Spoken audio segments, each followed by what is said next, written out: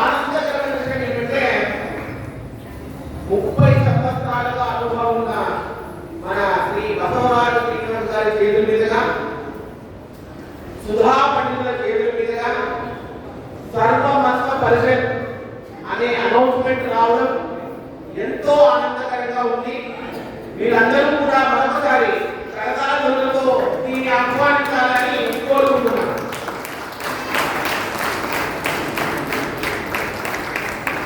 తదుపరి ప్రముఖ ఘటనకు శ్రీ బసవరాజు శ్రీనివాస్ గారికి సన్మాన కార్యక్రమం.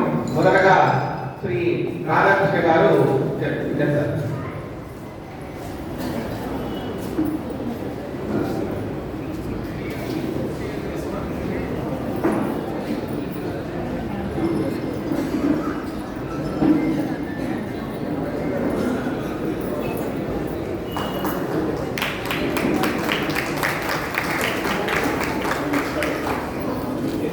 అందరూ కూడా హాల్లోకి రావాలని కలిసి బయట ఉన్న వాళ్ళందరూ కూడా ఒకసారి హాల్లోకి రావాలి.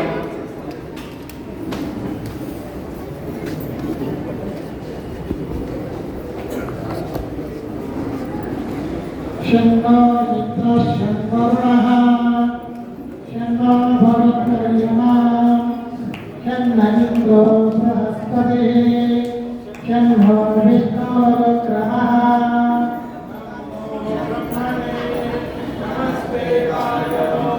తమేవ ప్రత్యక్షం బ్రహ్మాసి తమేవ ప్రత్యక్షం బ్రహ్మ వదిష్యామి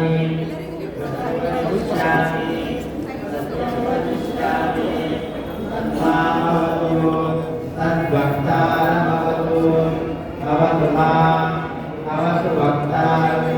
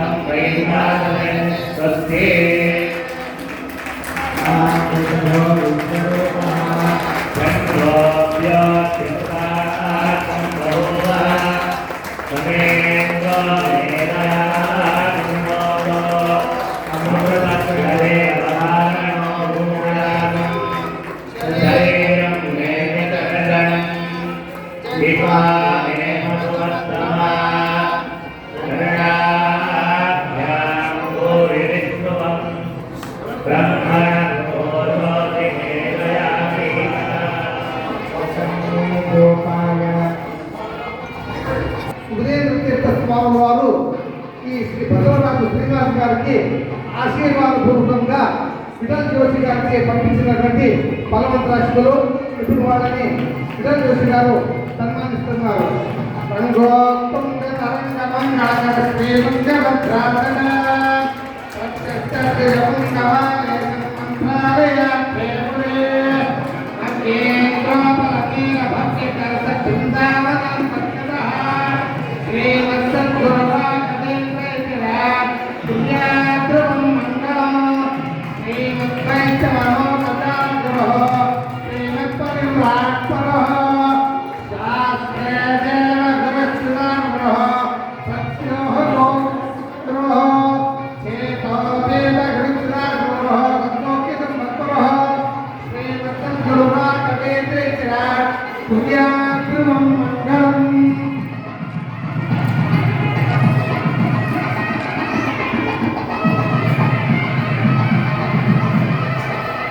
మరి శ్రీ జయహరి పారాయణ సంఘం కొన్నాపూర్ సాంకేతిక ప్రతిష్టమఠం నుంచి శ్రీ పవన్ పౌరి గారు, శ్రీపతి రుచి గారు, పవన్ ఆశిత్ గారు బసవరాజు గారికి సన్మానం చేయవలసిందిగా కోరుతున్నాను.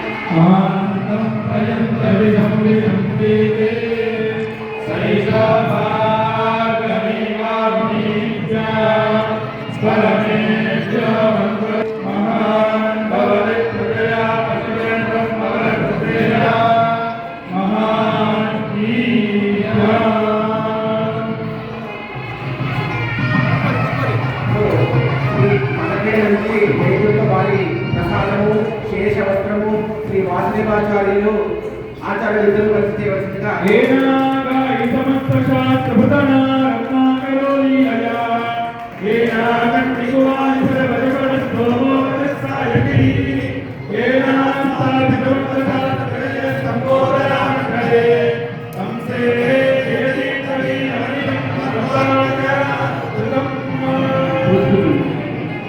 ఇదే ప్రాంతంలో ఇక్కడి నుంచి ఒక 20 నిమిషాల దూరంలో ఉన్నటువంటి హైగ్రీవ మందిరం, పంచముఖి ఆంజనేయ స్వామి మందిరం, అక్కడ అలాగే రాఘవేంద్రుల వారి ఇత్యాది ఇతరుల వారి బృందావనం ఉంది. అది మన లక్ష్మీనారాయణాచార్య ఆధ్వర్యంలో బసవరాజు శ్రీనివాస్ గారికి ప్రశాంత్ మాధవరావు, శ్రీనివాస్ బడాడా గారు సన్మానం చేయాలని ఫలమివ్వాలని శ్రీ జేజీఆర్ఎస్టీ తరఫు నుంచి బసవరాజు శ్రీనివాస్ గారికి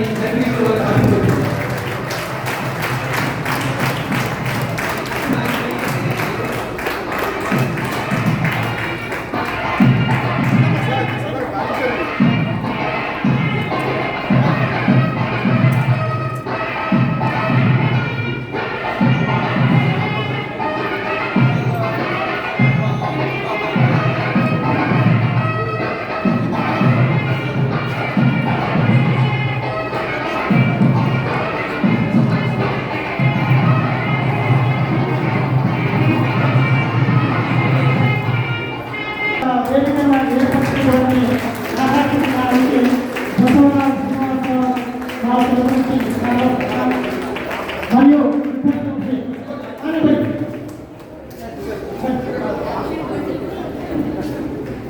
మఠాలు కార్యక్రమాలు జరుగుతుంటాయి, అక్కడ సన్మానాలు జరుగుతుంటాయి. సామాజికంగా వస్తే పడుతుంటారు. ఇది సో ఈ విధంగా ఉత్సాహం విజయంగా ఉండాలి.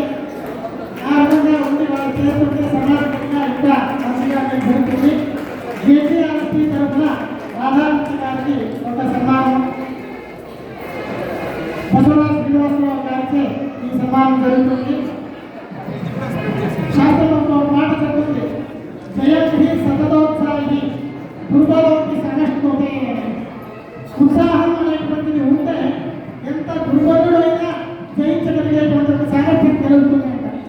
ఆ విధంగా ఈ యొక్క సన్మాన కార్యక్రమం ఎందుకంటే ఒక ఉత్సాహం కొరకు ఈ సన్మాన కార్యక్రమం జరుగుతుంది.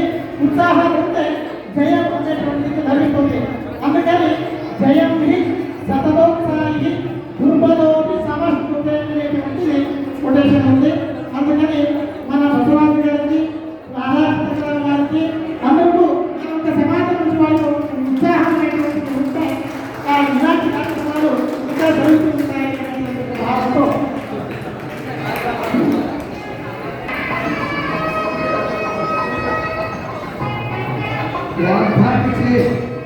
ఉభయలు కూడా మనందరినీ తెచ్చుకుపోయేటట్టు చెప్పి మన చేత సత్కార్యములు చేయిస్తున్న ఈ ఉభయ విద్వాంసులకి వారికి చిరు సన్మానం అన్నమాట. కానీ ఇదే విధంగా ఇద్దరు కూడా రైలు యొక్క పట్టాల వలె అటు ఇటు కాకుండా ఎప్పుడు కూడా ఉండాలని చెప్పి సభాపతిగా కోరుకుంటున్నాను. రైలు పట్టాలు అటు ఇటు వెళ్తే వెళ్ళలేదన్నమాట.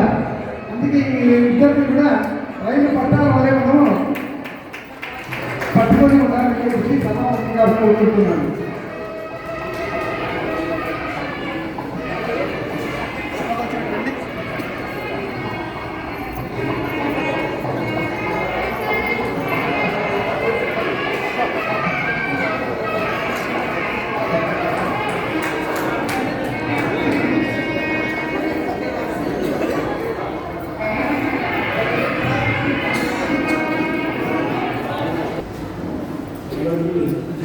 నమస్కారం. పూజ్యాయ రాఘవేంద్రాయ సత్యధర్మ రథాయ చ మధ్యతాం కల్పవృక్షాయ వతామ్యాం. శృతిస్మృతి పురాణం ఆలయం కరుణాలయం నమామి భగవత్పాదం శంకరం లోకే. నిజంగా తెలియజేసిన పెద్దలు లక్ష్మీనారాయణ వాసుదేవాచార్యులు విఠల్ జోషి గారు, పవన్ గారు ఈ కార్యక్రమం ఆర్గనైజ్ చేసిన హిందూ సేవా సమితి అధ్యక్షుడు రాధాకృష్ణ గారు, అందరూ కూడా చాలామంది పెద్దలు ఉన్నారు. వారందరికీ కూడా నా నమస్కారాలు తెలియజేస్తున్నాను. ఇప్పుడు నేను కూర్చున్న ఛాంబర్లో ముగ్గురు ఆచార్యులు ఉన్నారు. ఆదిశంకర్ల వారు ఉన్నారు, రామానుజాచార్యులు ఉన్నారు, మధ్వాచార్యులు. అంటే దాని అర్థం ఏంటంటే వారందరి సమక్షంలో ఒక వ్యక్తి కూర్చున్నారు. అంటే బ్రాహ్మణులందరూ ఐక్యంగా ఉండాలి అనేది చెప్పడం కోసమే నేను ఆ కార్యక్రమం చేశాను. మీరు గూగుల్ని అడిగితే అంటే బ్రాహ్మణ చరిత్ర ఏంటి అనేది ఒకసారి మనం తెలుసుకోవాలి. బ్రాహ్మణులు ఒకప్పటి బ్రాహ్మణులు ప్రధానమంత్రులు ఉన్నారు, ముఖ్యమంత్రులు ఉన్నారు, నోబెల్ ప్రైజ్ విన్నర్స్ ఉన్నారు, భారతరత్నాలు ఉన్నారు, పద్మవిభూషణ్ ఉన్నారు, పద్మభూషణ్ ఉన్నారు. రాజకీయంలో చూస్తే మనకు 30-35 మంది ఎమ్మెల్యేలు ఉండేవారు. బ్యూరోక్రసీ మొత్తం మన వాళ్ళే ఉండేవాళ్ళు. ఎందుకంటే మనకు లోపలికి చదువు, మనం అందరూ బాగుండాలని కోరుకునేవాళ్ళు. ఎవరు ఏ సహాయం వచ్చినా సహాయం చేసే మనసున్న ఒకే ఒక్క జాతి బ్రాహ్మణ జాతి. కరోనాలో నేను బయట తిరుగుతుంటే నాకు సర్వీస్ చేస్తూ కనబడ్డ చాలా ఎన్జిఓస్, చాలామంది ఇండివిజువల్స్ అందరూ కూడా ఈవెన్ పొలిటికల్ లీడర్స్ కూడా ఫస్ట్ బయటకు వచ్చింది బ్రాహ్మణులే. మన ఎదురుగా ఎవరైనా ఇబ్బంది పడుతున్నారంటే మనం చూడలేము. ఆకలితో ఉన్నారంటే మన ఇంట్లో ఉన్నది సగం తీసుకొని పోయి మనం ఇచ్చే గుణం మన డిఎన్ఏలో ఉండేది. అట్లాంటి బ్రాహ్మణ జాతి ఈరోజు దిగజారి ఒక చులకనీయ పరిస్థితికి వచ్చింది. దానికి కారణం ఏంటి? మీరు గూగుల్లో అడిగితే బ్రాహ్మణ జాతి ఎందుకు చులకనైందని అడిగితే శాఖోపశాఖలుగా విడిపోయారు ఫస్ట్ చెప్తుంది. రెండోది సాంప్రదాయాలు మర్చిపోయారు. అంటే మనం ఎట్లా ఉండాలంటే మన శాఖలు మన గడప లోపల ఉండాలి. గడప దాటితే మన అందరం బ్రాహ్మణులు, భారతీయులం, హిందువులు.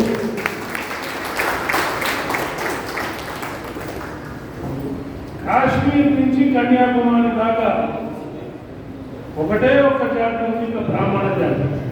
వారు బ్రాహ్మణులని చెప్తారు, వీళ్ళు కూడా బ్రాహ్మణులని చెప్తారు. ఇంకేదైనా ఒక కులం ఉందని మీరు చెప్పండి. అట్లాంటి బ్రాహ్మణ జాతిలో పుట్టడమే చాలా ఎన్నో జన్మల పుణ్యం చేస్తే తప్పితే బ్రాహ్మణులు ఉంటాడు. పుట్టినప్పుడు మనం చేయాల్సిన పని మా అమ్మ నాకు రెండే ముచ్చట్లు చెప్పేది. నేను ఎక్కువ పురాణం చదవలేదు, నేను ఎక్కువ గుళ్ళు గోపురాలకు తిరగను. మానవ సేవ అని మా అమ్మ చెప్పేది. నువ్వు చేసుకుంటూ పో, సహాయం నీకు భగవంతుడు చేస్తాడని. ఎన్ని పురాణాలు జరిగినా కూడా దాని సారం రెండు మాటలు: పరోపకారార్థం పుణ్యం, పరపీడనం పాపం. అంటే మన డ్రైవర్ని కూడా మనం కోపం వస్తే ఒక మాట అనకూడదు, అది కూడా పాపమే. సేవ చేసుకుంటూ పోవాలి. చేసుకుంటూ పోతే భగవంతుడు మనని మన జాతిని ఒక కుటుంబంగా అందరినీ కాపాడుతుంది. అందరికీ తెలుసు అలెగ్జాండర్ లాంటి వాడు ప్రపంచాన్ని జయించి 2 చేతులు బయట వెళ్ళాడు. నేను ప్రపంచాన్ని జయించాను, నేను ఖాళీ చేతులతో బయటకు వెళ్తున్నాను. పైకి వెళ్ళేది ఏముండదు, వచ్చేటప్పుడు ఏం తీసుకురాము, పోయేటప్పుడు ఏం రాదు. మధ్యలో మనం ఉద్యోగాలు చేస్తాము, వ్యాపారం చేస్తాము, పైసలు సంపాదిస్తాము. సంపాదించిన తర్వాత మన భార్య, పిల్లలు, చదువు, మీరు ఏదన్నా పిలిగ్రిమేజ్, హాలిడే, ఇవన్నీ మన బాధ్యత. అవన్నీ నిర్వర్తించిన తర్వాత దాచిపెట్టుకోకుండా సొసైటీ నుంచి ఎంత చేసింది మళ్ళీ సొసైటీకి ఇచ్చేయాలి. ఇచ్చేస్తేనే మీకు అక్కడ ఎంట్రీ దొరుకుతుంది. లేకపోతే అక్కడ పెద్ద క్యూ ఉంటుంది, ఆ క్యూలో నిలబడాల్సి వస్తుంది. ఇది చాలామంది ఇప్పుడు నేను వయసులో ఉన్నప్పుడు చాలా అగ్రెసివ్ బిజినెస్ మ్యాన్ ఉండేవాడిని. నేను సంపాదించుకున్నాను. నా పిల్లలు సెటిల్ మా తల్లిదండ్రులు నాకు చదువు, సంస్కారం నేర్పించారు. మా గురువులు, మిత్రులు కూడా చదువుని, సంస్కారం నేర్పించారు. ఏంటి మనం చేయాల్సిందంటే మన బాధ్యతలు అయిపోయిన తర్వాత whatever we earn from the society we have to give back to the society. This is the only formula. ఇది నచ్చకపోవచ్చు చాలా మందికి, కానీ మనం బాగా కూడబెట్టి ఒక ప్లాట్, 2 ప్లాట్లు, లేకపోతే ఒక ఇల్లు, ఇంకో ఫామ్ హౌస్, ఇవన్నీ చేసి పెట్టి పోతే మీరు ఎటుపోయిన తర్వాత మీ పిల్లలు కొట్లాడుకుంటారు ఆస్తుల గురించి. మన ముందు మానే ఉంటారు పిల్లలు, మనం వెళ్ళిపోయిన తర్వాత కొట్లాడుకుంటారు. ఎన్నో ఉదాహరణలు మనం చూస్తున్నాం. మీరు బ్యూరోక్రసీలో చూడండి, పొలిటికల్గా చూడండి, వాళ్ళ పిల్లలు అకాల మరణం పొందుతున్నారు. అంటే ఏ ఏ ఏ పాపం అయితే మనం చేస్తామో దాని ఫలితం ఈ జన్మలోనే ఇక్కడే అనుభవించాలి. మనకి చేయలిగిన బాగుండదు, మన కాలిగిన బాగుండదు. పిల్లలకి ఏదైనా దెబ్బలు వస్తే గిరగిర కొట్టుకుంటాం. అందుకని పిల్లలు మనం చేసే తప్పులు మన పిల్లలు వినబడతాయి. మన పిల్లలు సంతోషంగా ఉండాలంటే మనం తప్పు చేయకూడదు, మనం సమాజానికి ఉపయోగపడాలి. ఇదే కాన్సెప్ట్. మా అమ్మ 10 రూపాయలు సర్వీస్ చేస్తే 100 రూపాయలు నాకు కనపడింది. నేను 100 రూపాయలు చేస్తే అంత కనపడట్లేదు. ఎక్కడో కొంచెం అక్కడ లీకేజెస్, ప్రిఫరైజెస్ ఉంటాయి. నేను ఎవరి దగ్గర డొనేషన్ తీసుకుంటాను, నా ఓన్ ప్రాపర్టీస్ సేల్ చేస్తాను, సమాజానికి చేస్తున్నాను. నేను అందరినీ అక్కడ చేయమని నేను అనుకోను, కానీ ఉన్నంతలో ప్రతి ఒక్కరు సర్వీస్ చేయాలి. నేను పుట్టినరోజులు చేసుకోను, పుట్టినరోజులో వెళ్ళిపోతా, అందరికీ చెప్తా, నాకు ఈ దండలు, శాల్వలు, ఈ ఖర్చుతో ఎవరికైనా సమాజానికి హెల్ప్ చేయండి, కానీ వేస్ట్ చేయొద్దని నేను చెప్తాను.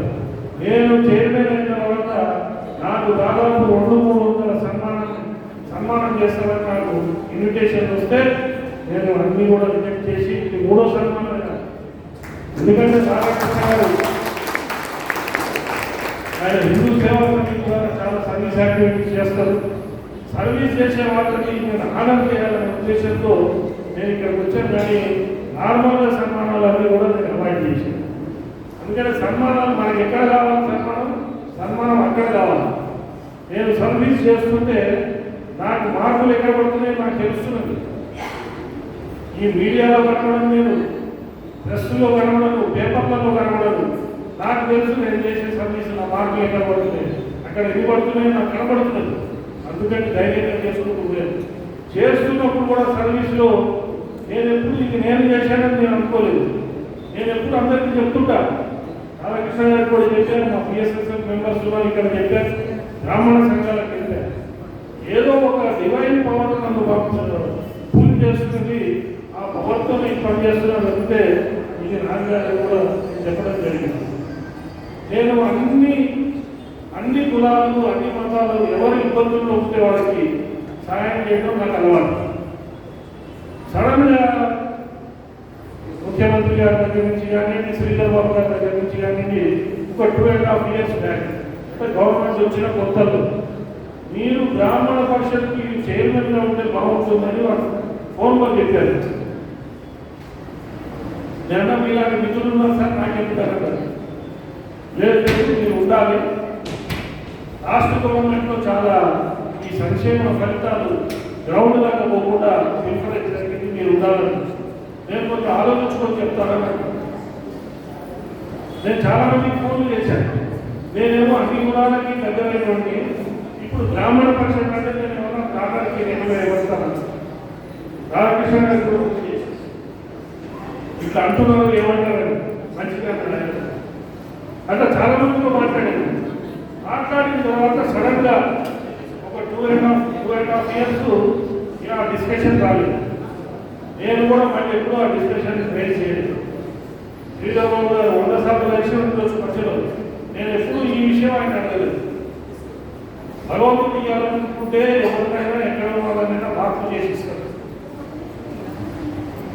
అయితే కాంగ్రెస్ పార్టీ మొన్న 19 మంది కార్పొరేషన్ చేయడం చేస్తే ఈ ఒక్కటి కరెక్ట్ చేసిందని చెప్పి మొత్తం రాష్ట్రం కూడా చూసి బ్రాహ్మణ పరిషత్ చేయకుండా మిమ్మల్ని నేను కాంగ్రెస్ పార్టీలో యాక్టివ్గా లేదు, పార్టీలో ఉన్నగానే యాక్టివ్గా లేదు. నేను బీజేపీలో 28 ఏళ్ళున్నా నేషనల్ కమిటీలో పనిచేశాను. తర్వాత ప్రజారాజ్యం పార్టీ వచ్చినప్పుడు చిరంజీవి గారు నన్ను ఇన్వైట్ చేస్తే వాళ్ళ దగ్గర పోయారు. ఎప్పుడు ఎమ్మెల్యే ఎంపీగా నిలబడటానికి పోలేదు. ఆర్గనైజేషన్ పనిచేయాలి, గ్రౌండ్లో ఉన్న వాళ్ళని ఎట్లా హెల్ప్ చేయాలి, ఒక పొలిటికల్ పార్టీగా ఒక పొలిటికల్ సిస్టంలో ఎక్కువ సహాయం చేయొచ్చు ఒక ఇండివిజువల్ కంటే అనే ఉద్దేశంతో నేను ఆ పార్టీ కాంగ్రెస్లో పెంచేయింది. ఆయన న్యూట్రల్ అట్లనే ఉండడం, నేను అట్లనే ఉన్నాను. మిగతా వాళ్ళందరూ మారిపోయారు. ఒక రాష్ట్ర పార్టీ అధ్యక్షుడు అన్నాడు, కాంగ్రెస్ పార్టీ ఒక వాడ బసవరాజ్ శ్రీనివాస్కి బ్రాహ్మణ పరిషత్ చైర్మన్ ఇస్తే ఆ పార్టీ చాలా గ్రేటర్ అన్నది. మా గ్రేట్ రామచంద్రరావు అట్లాంటిది కాంగ్రెస్ పార్టీ గుర్తించి ముఖ్యమంత్రి రేవంత్ రెడ్డి గారు, శ్రీధర్ బాబు గారు వారు ఈ దీంట్లో ఒక కరెక్ట్ మనిషి ఉంటే బాగుంటుందని చెప్పి నన్ను నియమించడం జరిగింది. నియమించిన రోజు కూడా నేను ఎవరికి ఛార్జ్ తీసుకోవాలి, ప్రమాణ స్వీకారం చేయాలి. ఆ ఎండోమెంట్స్ ఆఫీస్ సరిపోదు. ఎందుకంటే మా ఫంక్షన్ మా బావగారి ఫంక్షన్ ఉంది, అక్కడే పెట్టుకుంటే గవర్నమెంట్ అక్కడికి వచ్చింది. ఎండోమెంట్స్ మినిస్టర్ వచ్చారు, ఎండోమెంట్స్ కమిషనర్ వచ్చాడు, శ్రీధర్ బాబు గారు వచ్చారు. టోటల్ గవర్నమెంట్ ఎక్విప్మెంట్ అంతా అక్కడికి రావడం చేయాలి. దాదాపు 5 నుంచి 6 వరకు వచ్చాయి. నేను ఎవరిని పిలవలేదు. బ్రహ్మాండంగా అందరి సమక్షంలో మేము ప్రమాణ స్వీకారం చేయడం జరిగింది. ఆ రోజు నుంచి ఈ రోజు దాకా 20,000 మంది నన్ను కలిసి ఉండొచ్చు. ఆ రోజు ఆ కార్యక్రమానికి రానివారు. ఆఫీస్కి వస్తుంటే అంతకుముందు అమరాచార్య గారు చైర్మన్ ఉండేది. వారికి 7 డిపార్ట్మెంట్లకి అడ్వైజర్గా ఉంటారు. 7 డిపార్ట్మెంట్లు అడ్వైజర్ చేసి బ్రాహ్మణ పరిషత్కి ఎక్కువ టైం కేటాయించలేదు. అది వారికి తప్పు కాదు, వారి మీద ప్రెషర్ ఎట్లా కలవటం కూడా కలిసేది కాదు. చాలా మంది బ్రాహ్మణ సంఘాన్ని కలిసేవాళ్ళు. ఇక్కడ మా దగ్గర ఎప్పుడు డోర్స్ ఓపెన్ ఉంటే ఎంతమంది వస్తే అంతమందిని కలుస్తున్నారు. వారి ప్రాబ్లమ్స్ అన్ని వింటున్నారు. కన్సర్న్ వారికి లెటర్ రాస్తున్నారు. ఈ చైర్మన్ పోస్ట్ అంటే ఇది మినిస్టర్ ఆఫ్ స్టేట్ ర్యాంకింగ్. నేను ఎవరితో మాట్లాడచ్చు. బ్రాహ్మణ సమస్యల మీద పోలీసు వాళ్ళని కానీ రెవెన్యూ వాళ్ళని కానివ్వండి ఎవరినైనా ఫోన్ చేసి గట్టిగా చెప్పాల్సిన రీతిలో చెప్పి చాలా సమస్యలు సాల్వ్ చేశాం. అన్యాయంగా ఎవరైనా సస్పెన్షన్ జరిగితే మంత్రుల దగ్గర పట్టుకున్నా కూడా బ్రాహ్మణులు అంటే అందరికీ గౌరవం ఉంది. మంత్రులు కూడా నన్ను అందాన్ని పిలుస్తానంటే నా పేరు పెట్టి పిలిచే మంత్రి ఎవరు లేదు. ఎందుకంటే 30,000 నుంచి వస్తున్న డెవలప్ అయిన క్రెడిబిలిటీ అది. వారి ద్వారా సస్పెన్షన్లు ఎక్కియడం, చాలా మందికి ఉద్యోగాలు ఇప్పించడం, ఇట్లాంటి ప్రక్రియ చేస్తూ పోతున్నారు. తర్వాత ఒకరోజు బాస్ గురించి కూడా 2 విషయాలు పెద్దలకి తెలవాలి. ఒక 30 సంఘాల వాళ్ళు ఒక మీటింగ్ పెట్టుకొని హోలీ పండుగ రోజు, హోలీ రోజు ఎక్కడ వారికి గుర్తు పెట్టే హోటల్స్ అన్ని బంద్ ఉన్నాయి. ఆ హాల్లో పెట్టుకుంటాం మీటింగ్ అంటే పెట్టుకోవడానికి. భోజనం ఏర్పాటు ఏంటంటే నేను ఎక్కడెక్కడో పెట్టి హోటల్ ఓపెన్ చేయించి భోజనం తెప్పించాను. ఆ రోజు వాళ్ళందరూ బ్రాహ్మణ ఐక్యం ఉండాలి, ఐక్యంగా ఉంటేనే మళ్ళీ మన పునర్వైభవం వస్తుంది అని చెప్పి డిస్కస్ చేసుకుంటున్నాను. నేనే హోస్ట్గా నేను కూర్చున్నాను. చివరికి అందరూ మాట్లాడి మీరు ఉంటేనే బాగుంటుందని అనుకుంటున్న విషయం. నేను అసలు ఎన్ని సంఘాలు ఉన్నాయి గ్రామాల్లో, నాకు ఏ సంఘంతో సంబంధం లేదు. ఎన్ని సంఘాలు ఉన్నాయంటే 170 సంఘాలు ఉన్నాయి. 170 సంఘాలు ఉన్న కులం ఈ ప్రపంచంలో లేదు. అంటే ముక్కలుగా విడిపోయాం మనం. నేను ఏదన్నా అంటే నాకు అవసరానికి తీసుకున్నాను, తప్పించుకోవాలి. నేనన్నా 170 సంఘాలు మీరు పట్టాను. వారం రోజుల్లో మా ఆనందం విడిపోయింది. 700 నుంచి 1000 మంది వచ్చారు. అన్ని సంఘాల వాళ్ళు వచ్చారు. వచ్చి మీరుంటేనే బాగుంటుందని చెప్పి వాళ్ళందరూ చెప్పడం లేదు. మళ్ళీ ఆలోచన చేసి ఇంకా తప్పించుకుంటే బాగుంటుంది, ఇంకా ఏదైనా ఐడియా ఇస్తాం.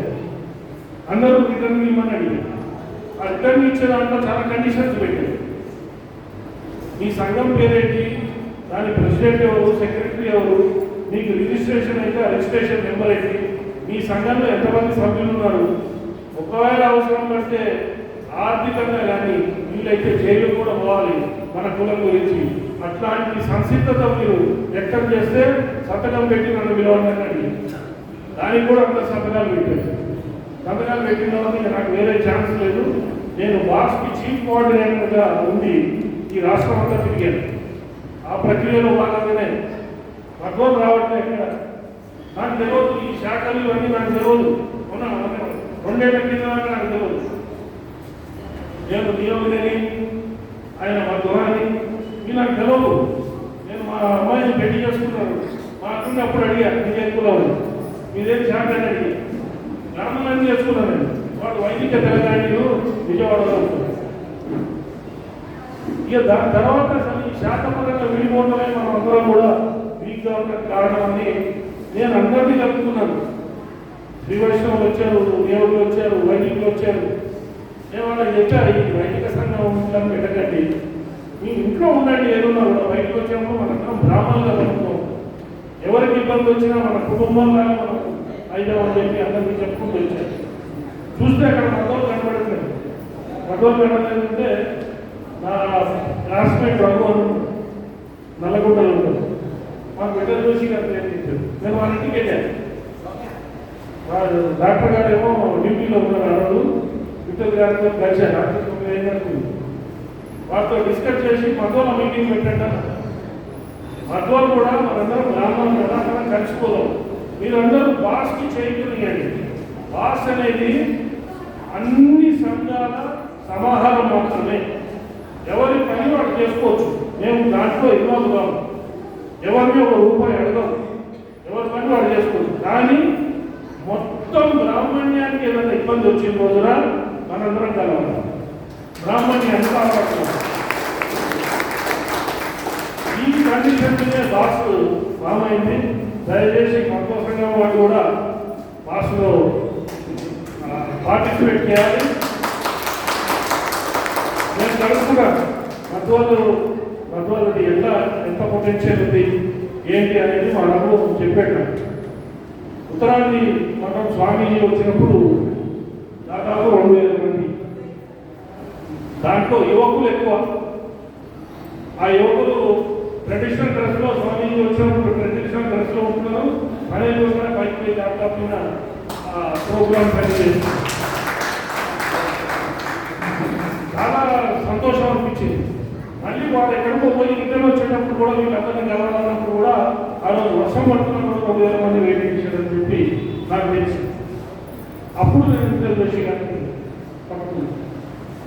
ఇప్పుడు మనల్ని మనం కాపాడుకోవాలి. ఎవరు బయట నుంచి ఎవరు రాస్తున్నారు. నేను మిగతా వాళ్ళకు కూడా అందరికీ మా సంఘాలకు ఏం చెప్పిందంటే, మనం బ్రాహ్మణం, మనం ఈ ఏరియా హెచ్ఎంటీ మా సుబ్బారావు గారు వారు కుక్కట్పల్లి బ్రాహ్మణ సంఘం 13 బ్రాహ్మణ సంఘాన్ని ఒక జేఏసీలో ఫామ్ చేసి వారు నడిపిస్తున్నారు. నేను ఈ కాన్సెప్ట్ మొదలుపెట్టిన తర్వాత మహబూబ్నగర్, నల్గొండ, ఖమ్మం, నిజామాబాద్ అన్ని సంఘాలు ఒక దాటి మీద కలిసి మీరు ఎవరు ప్రోగ్రామ్స్ వాళ్ళు చేసుకోండి, మంచి కార్యక్రమాలు చేస్తున్నారు సంఘాలు. కానీ టోటల్ కమ్యూనిటీకి ప్రాబ్లం వచ్చినప్పుడు మాత్రం అందరూ ఒకటి కావాలి. ఒక 50,000 లక్ష మందితో మనం ఒక సభ పెడితే ఈ రాజకీయ పార్టీలు అన్ని బ్రాహ్మణులు గుర్తిస్తాయి. ఎవరు పవర్లో ఉంటే వారి దగ్గర నుంచి స్కీమ్స్ తీసుకోవాలి. నేను ఈ వేదిక గురించి చెప్తున్నాను. మత్వాల్లో పేద మత్వాలు ఎవరున్నా మీరు నాకు ఆ డేటా ఇవ్వండి. నేను గవర్నమెంట్తో మాట్లాడి వాళ్ళందరికీ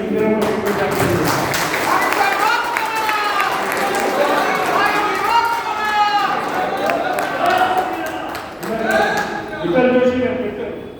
బ్యాంక్ అకౌంట్ ఓపెన్ చేయాలంటే అట్లా ఇందిరమ్మకి ఆ వైట్ కార్డు ఒకటి, ఆధార్ కార్డు 2-3 పాయింట్లు ఉంటాయి. అవి మనం తయారు చేసుకొని ఇస్తే నేను శ్రీధర్బాబు గారి దగ్గర కూర్చొని ఆ హౌసింగ్ మినిస్టర్ని పంపించి ఏర్పాటు చేస్తాం. మహబూబ్నగర్ జిల్లాలో 78 గ్రామాలకు ఇచ్చారు ఒకటే దగ్గర. నేను ఆ కాలనీ విజిట్ చేశాను. ప్రమాణంగా బతుకుతున్నారు. అట్లా కంచి స్వామి వారు జగద్గురువులు చెప్పారు నాకు ఒకసారి. అగ్రహారాలుగా మారుతాం మనం. అగ్రహారాలుగా ఉంటేనే మనలో యూనిటీ ఉంటుంది, మన బలం అవతల వాడికి తెలుస్తుంది. అగ్రహారాలు ఎప్పుడైతే దెబ్బతిన్నాయో బ్రాహ్మణులు విడిపోయారు. గవర్నమెంట్ చేసి సర్వీలో 3 లక్షల చిల్లర వచ్చారు. కానీ బ్రాహ్మణులు నాకు తెలిసి తెలంగాణలో 12 లక్షలు ఉంటుంది. నేను కులగంటలో కూడా మొదలు పెట్టాను భారత నుంచి. కానీ కరీంనగర్ పైలట్ ప్రాజెక్ట్ చేసాం. కరీంనగర్ ఒక్క వారం రోజుల లోపల కరీంనగర్ డేటా అంతా మన దగ్గరకు వస్తుంది. అట్లనే రాష్ట్ర వ్యాప్త డేటా తీయాలి. ఇక దాంట్లో శాఖ లేదు. బ్రాహ్మణులు అంటే ఒకటే. బ్రాహ్మణులు అంటే మనం ఎస్ఎన్ పెట్టాలి. గవర్నమెంట్ చేసిన దాంట్లో అవన్నీ పెట్టకూడదు. బ్రాహ్మణులందరూ ఒకటే. పూర్వం లేదు ఈ శాఖలు ఇవన్నీ లేవు. బ్రాహ్మణులు సమాజానికి ఉపయోగపడేవాళ్ళు అందరూ బాగుంటారని కోరుకుంటున్నారు. అక్కడే నేను ఏం చేశానంటే నాకు 100 కోట్ల జాగ్రత్త అక్కడ హౌసింగ్ బ్రాహ్మణులకు ఒక పెద్ద అగ్రహారం పెట్టాలని ప్లాన్. నేను ఎదుగుని చెప్పాను. 40 లక్షల్లో ఒక అపార్ట్మెంట్ కొనుక్కుంటే మీకు ఒక పార్కింగ్, ఒక లిఫ్ట్ ఉంటుందండి. ఇంకా వేరే ఎమ్యూనిటీస్ ఏమి. కానీ కోకాపేటలో 3 కోట్ల రూపాయల అపార్ట్మెంట్కి ఒక 40-50 ఎమ్యూనిటీస్ ఉంటాయి. నేను ఈ 40 లక్షల్లో కోకాపేట ఎమ్యూనిటీస్ ఇస్తూ ఒక అగ్రహారం కట్టాలని చెప్పలేదు. దాంట్లో బ్రాహ్మణులందరూ కలిసి ఉంది. అక్కడ 12,000, 10,000 మెయింటెనెన్స్ ఉంటే ఇక్కడ 5,000 ఉంటుంది. కాంపౌండ్ వాల్ ఉంటుంది, సెక్యూరిటీ ఉంటుంది, మీకు సీసీ కెమెరాస్ ఉంటాయి, ఒక దేవాలయం ఉంటుంది, ఒక యాగశాల ఉంటుంది, మీకు ఫుడ్ కోర్ట్స్ ఉంటాయి, స్పా ఉంటుంది, స్కూల్ ఉంటుంది, హాస్పిటల్ ఉంటుంది, అంబులెన్స్ ఉంటుంది. వాటర్ 3 కోట్ల వాడు ఏదైతే ఎంజాయ్ చేస్తున్నాడో బ్రాహ్మణులందరూ గౌరవంగా ఒక అగ్రహారంలో బతకాలని నేను వేదిక చెప్పడం జరిగింది. చాలా మంది నా మిత్రులు కానీ రాజకీయంలో ఉన్నవాళ్ళు కానీ నా కుటుంబ సభ్యులు కానీ కొంచెం అయిష్టంగానే ఉన్నారు. కానీ నేను మాటిచ్చాను. నేను రాముడిని నమ్ముతాను. మాటిచ్చా కాబట్టి దాని మీద నిలబడతా చేస్తా. ఆ భగవంతుడే కాపాడుతున్నాను. నా భూమి నాకు ఇస్తే చాలు, ఇంకేం అవసరం లేదు. ఇది సక్సెస్ అయితే మొత్తం తెలంగాణలో అగ్రహారాలు కట్టాలనేది నా ప్రపోజల్. బ్రాహ్మణుల్ని మొన్న ఒక కాంగ్రెస్ ఎమ్మెల్యే కుంగదూకి, నేను పేరు చెప్పాల్సిన అవసరం లేదు, పేరు తీస్తే వాళ్ళు గొప్పలు ఏదో మాట్లాడాడు. వాడు వచ్చిన వాళ్ళకి ఏదో సన్మానం వస్తే ఆశీర్వాదం వచ్చాడు. అది ఆయన మనకు తిరుగుతున్నా ఏం చేస్తున్నాడో నాకు అర్థం కావట్లేదు. నేను ఈ కాన్స్టిట్యున్సీకి వచ్చి నాకు సెంటర్లో నీ బట్టల నుంచి కొడతానని చెప్పాను. బ్రాహ్మణులు లోక సమస్త సుఖినోభవంతో అంటారు, కానీ బ్రాహ్మణులో కొంచెం పరశురామ అంశం కూడా ఉంటుంది. దాన్ని బయటికి తీసుకురాకండి. అదేవిధంగా అది కాంగ్రెస్ పార్టీ, నేను కాంగ్రెస్లో ఉంటే. అదేవిధంగా అక్కడ అయోధ్య రాముడు గుడిలోనే దొంగతనం చేశారు. రామరాజ్యం అంటే రామరాజ్యంలో దొంగతనాలు లేవు. రామరాజ్యంలో భార్య ఎదురుగా భర్త చనిపోవడం లేదు. అట్లాంటి రామరాజ్యం కావాలని మనందరం కోరుకుంటుంటే హిందూ ధర్మానికి, హిందూ ధర్మం అనే ఒక రథానికి రథసారథులు బ్రాహ్మణులు. అట్లాంటి ధర్మానికి ఇబ్బంది వస్తే ఒక్కరు మాట్లాడి కదా, రాజకీయం మాట్లాడి బలవంతుడు కంటే రాజకీయం గొప్పనా? మీకు 140 కోట్ల మంది భారతీయుల్లో 100 కోట్ల మంది డొనేషన్ ఇచ్చారు. ఇక్కడ ఉన్న వాళ్ళు చాలా మంది ఇచ్చుండొచ్చు రామాలయాన్ని. నేను 1,500,000 ఇచ్చాను, అందరు ఇచ్చుంటారు. నేను ఏం చేశానంటే 55,300 రూపాయలు ఇచ్చాను. 300 వేసుకోండి, 100 కోట్లకి 30,000 crores. వాళ్ళు చూపెట్టేది 3,500 కోట్లు. నేను అయోధ్యలో 40 రోజులు ఉన్నాను. అక్కడ అన్ని వ్యవహారాలు నాకు తెలుసు. మనకి తిరుపతిలో మనం బంగారం వేస్తాం, నిలువు దోపిడీ ఇస్తాం, ఇవన్నీ కూడా తిరుపతిలోనే కరగబెట్టి బ్యాంకులో పెడతాం. షిరిడీలో కూడా అంతే, అక్కడే కరగబెట్టి బ్యాంకులో పెడతాం. కానీ అయోధ్యలో ఉన్న బంగారం మాత్రం కర్ణాటకకి స్పెషల్ ఫ్లైట్లో పోయి అక్కడ కరగనిచ్చి కడ్డీలు చేసాం. ఎక్కడ లెక్కలేదు. తిరుపతి హుండీలో ఈరోజు అమౌంట్ కడితే పొద్దున మనకి టీవీలో స్క్రోలింగ్ వస్తుంది. ఇవాళ తిరుపతి హుండీ ఆదాయం 4 కోట్లు, 5 కోట్లు, 6 కోట్లు. అక్కడ లెక్క చేయదు. దర్శనం టికెట్ కూడా డూప్లికేట్ చేసినప్పుడు బిల్లాలు కట్టుకున్నారు, ఎంజాయ్ చేస్తున్నారు, పార్టీలు చేస్తున్నారు. మరి మా యోగి గారి బుల్డోజర్ ఎక్కడ పోయింది? రాత్రికి రాత్రి 24 గంటల్లో కూడగొడతాడు కదా, ఇక్కడ ఎందుకు కూడగొట్టలేదు? నరేంద్ర మోడీ గారు ఎందుకు మాట్లాడుతున్నారు? నేను కాంగ్రెస్ అని మాట్లాడట్లేదు, బ్రాహ్మణుగా మాట్లాడుతున్నా, డోనర్గా మాట్లాడుతున్నాను. నేను డోనర్. దొంగతనం జరిగినప్పుడు ఒక స్టేట్మెంట్ ఎందుకు ఇవ్వట్లేదు? సగరికలు వాళ్ళు ఇచ్చారు, ఆర్ఎస్ఎస్ వాళ్ళు ఇచ్చారు, వీళ్ళు ఎందుకు మాట్లాడారు? ఏమైతే అక్కడ చంపకరాయి ఆయన ముందొక ఫార్చునర్, ముందొక స్కార్పియో, వెనుకోల స్కార్పియో, క్యాబినెట్ మినిస్టర్ లాగా తిరుగుతుంటాడు. ప్రచారకులు ఎంత సింపుల్ ఉంటారు. నేను 25 ఏళ్ళు బీజేపీలో ఉన్నా, నాకు తెలుసు ప్రచారకులు 2 డ్రెస్సులు తయారు చేయాలి. చనిపోయినప్పుడు కూడా 40,000 రూపాయలు దొరుకుతుంది. అట్లాంటి ప్రచారంగా ఉంది. మేము యాగం చేస్తే కంచి స్వామి గారు ఒక యంత్రం పంపిస్తే అక్కడ గుడి సగం కంప్లీట్ కాగానే కలశాలు అభిషేకం, కుంభాభిషేకం లేకుండా గుడి వినాగ్రేట్ చేశారు.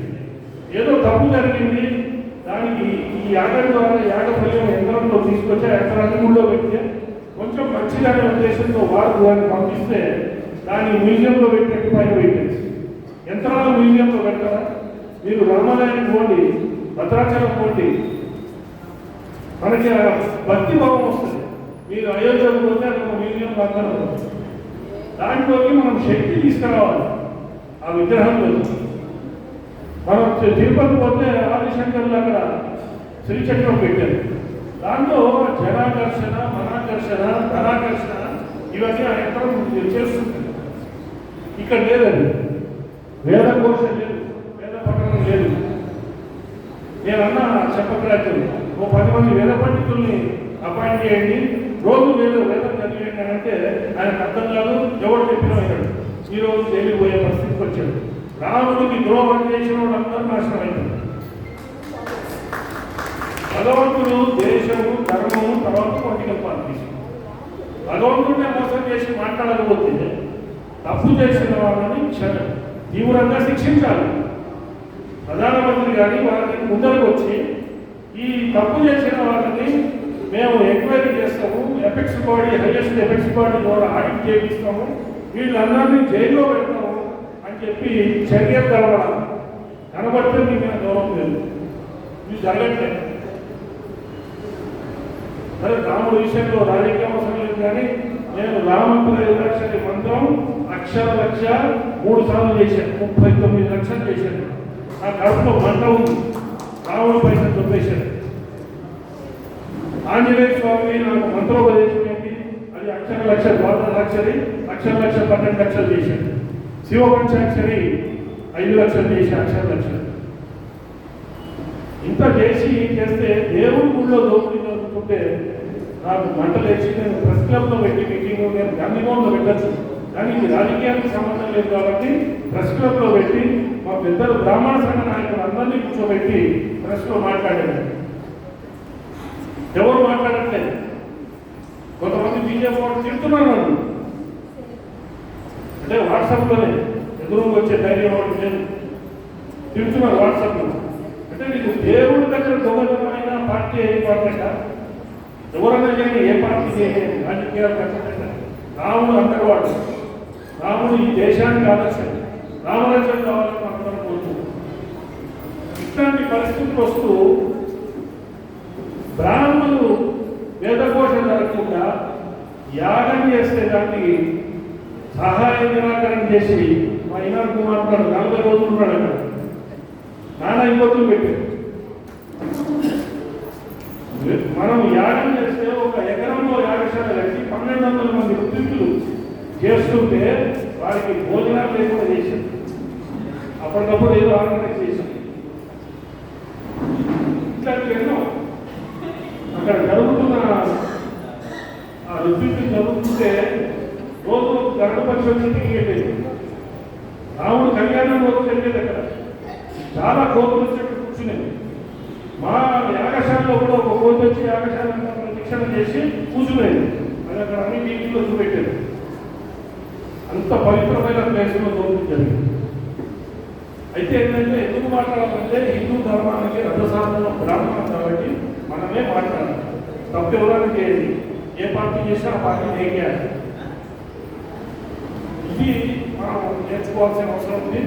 ఈ భాష అనేది మీరందరూ కూడా కలవాలి. భాషలో వార్తలు ఉన్నారు, వైష్ణవులు ఉన్నారు, వైదికులు ఉన్నారు, అందరూ ఉండాలి.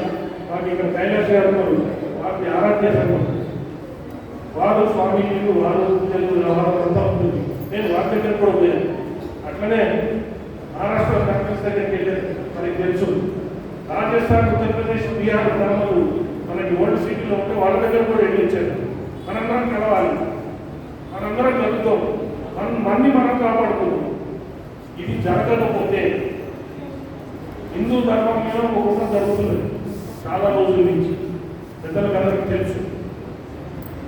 ఆ కుట్రని ఎదుర్కోవాలంటే ఎదుర్కోవడానికి ఫస్ట్ హిందూ ధర్మాన్ని దెబ్బకొట్టాలంటే బ్రాహ్మణ్ని దెబ్బకొట్టాలి.